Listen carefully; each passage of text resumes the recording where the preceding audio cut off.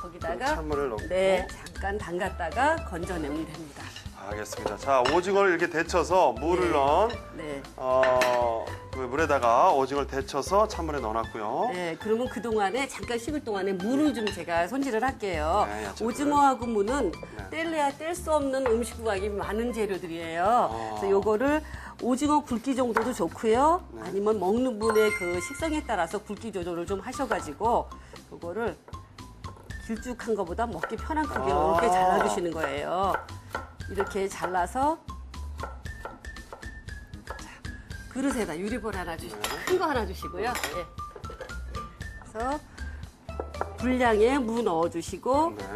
그런 다음에 오징어 요거요. 오징어를요? 네, 참기가 식었죠. 무는 삶을 때 사용했던 무는 빼내시고요. 네. 탁탁 털어서 넣어주신 다음에 이제 밑간을 해주시는 거예요. 아, 요거에다가. 예, 그냥 예. 넣으면 간이 안 배서 맛이 덜하거든요. 네, 네. 그래서 여기에 여기 있습니다. 아, 자, 소금 이제야 소금을 넣어줘요. 간이 배게 소금, 설탕, 네. 양파. 양파, 예, 양파 양파즙. 갈아서 양파하고 무는 참 궁합이 맞는 것 같아요. 예, 오징어하고 이렇게 넣고 이건 마지막에 식초였나요? 네, 식초입니다. 네. 이렇게 살랑살랑 섞어서 이 상태로 냉장고에 넣어놓고요. 거의 한 12시간 가까이 필요할 때 꽉 짜가지고 무치시면 돼요. 식구 들어올 때마다. 네, 아. 차가운 음식이기 때문에 시원할수록 맛있거든요. 그래서 요거를 제가 미리 해놓은 게 저쪽에 있습니다. 자, 네.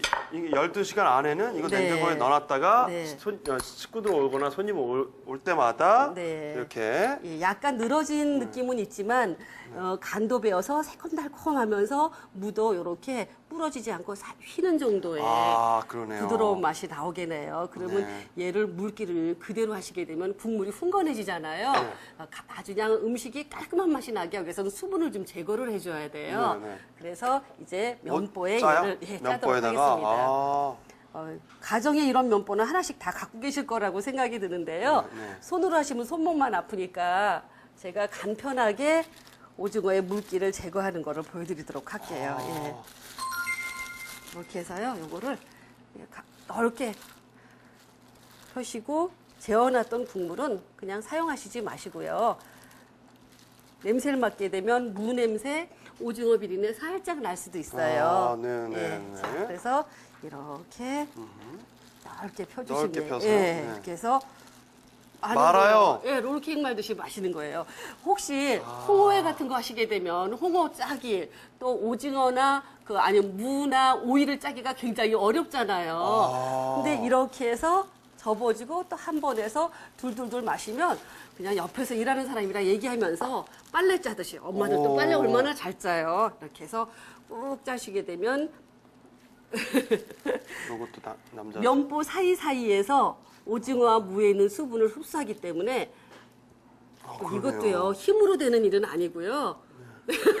이렇게 네, 짜시면서 네. 안쪽으로 살짝 눌러줘야 이렇게 하지 물기가 잘 빠집니다. 힘으로만 하는 게 아니라 예. 모든 게 요령이에요. 제가 이렇게. 그렇죠? 자, 아, 참 이렇게 무식해요. 제가 참. 이제 힘만 세고. 저쪽 볼 다시 하나만 더 네, 주세요. 큰 볼을. 네, 이렇게 해서 냉장고에 넣으셨다가 식구들을 드실 적에도 뭐 넣어놨다 드셔도 되지만은 손님 오실 때 굉장히 마음이 급하시잖아요. 급하실 경우에는 이 상태로 쫄깃쫄깃하고 뽀송뽀송한 태로 냉장고에 넣어놨다가 바로 양념에 묻히시게 되면 묻혀서 됩니다. 나오면 되는군요. 알겠습니다. 그러면 양념을 한번 만들어 볼게요. 자, 양념입니다.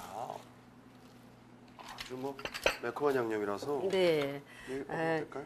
그 오징어가 단백질이 굉장히 풍부하잖아요. 근데 네. 그 단백질이 질이 좋은 대신에 또 약간의 콜레스테롤이 있어요. 그래서 오늘은 양파와 뭐 이런 여러 채소들을 넣고 섞어서 드시게 되면은 음식의 균형도 맞고 먹었을 적에 이제 힘도 나고 네. 간단한 음식이지만 보쌈이라고 하면 돼지고기만 생각하시잖아요. 그러니까요. 예. 근데 함경도에서는 황태로 만드는 보쌈이 또 있고요. 또 동해안 쪽으로 가게 되면 오징어 보쌈 이런 게 있어요. 그래서 깻잎하고 상추에 싸서 드시게 되면 아주 별식으로 드실 수가 있습니다. 알겠습니다. 이 큰 자, 거에다 어차피 묻힐 거니까 큰 거 드렸는데. 네, 감사합니다. 자, 고춧가루 넣어주시고요. 고춧가루는 평소에 김치 담글 때 사용하는 거 정도면 괜찮아요. 네. 그리고 간장을 넣어서 살짝 고춧가루를 좀 불게 해주시고, 불려서. 예, 네. 해주시고요.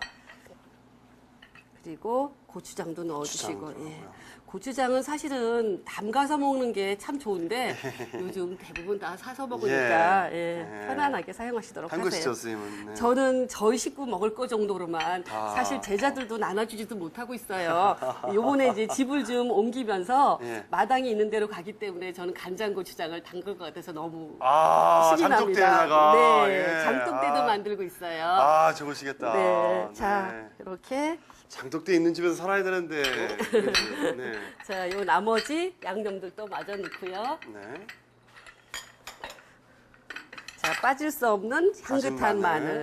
또 해물이기 때문에 아무래도 생강을 넣어줘야지 생강. 살균 효과도 네. 있을 뿐만 아니라 너무 냉한 음식을 따뜻하게 좀 보호해주잖아요. 네. 조금이라도 꼭 넣도록 해주시고요.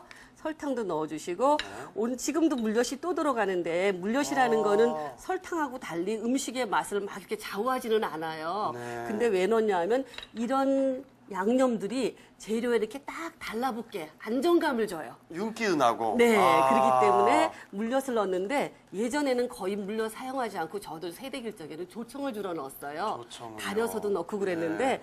조청 있으시면 조청 넣으셔도 됩니다. 네. 자, 해물에는 후추를 넣으면 또 맛이 좋아져요. 후추, 네. 양념 이렇게 됐고요. 네. 지금 이 상태로 두면 흐르는 정도 되지만 냉장고에 두어두게 되면 약간 찰떡처럼 짠득해지면서 돼지겠죠. 이 상태로 양념을 냉장고에 한 달 두셔도 돼요.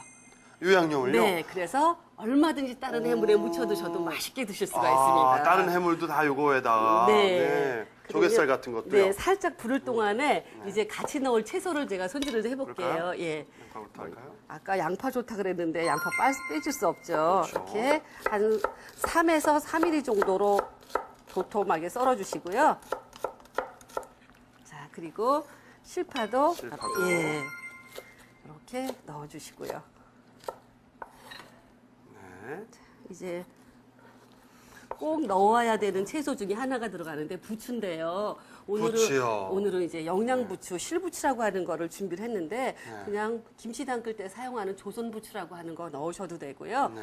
이제 음력 5월달쯤에 또 양력 한 7, 8월에는요. 몸이 안 좋을 때는 부추밭에서 한숨 주무시면 몸이 건강해진대요. 부추가 정말 그렇게 해야 좋다고 하네요. 몸에 좋은데 예, 이렇게 몸을 따뜻하게 해주는. 특히 여름에는 찬 음식을 많이 먹기 때문에 부추를 넣은 음식을 같이 드시는 게 좋습니다. 자, 준비 다 됐고요. 이제 자, 네. 여기까지. 네. 자, 부추까지. 이거는 이제 쌈 재료들이고요. 네, 상추하고 깻잎이 있는데요. 이거는 뭐 알배추를 사용하셔도 되고 또 쌈채라고 하는 것들도 있고요. 네.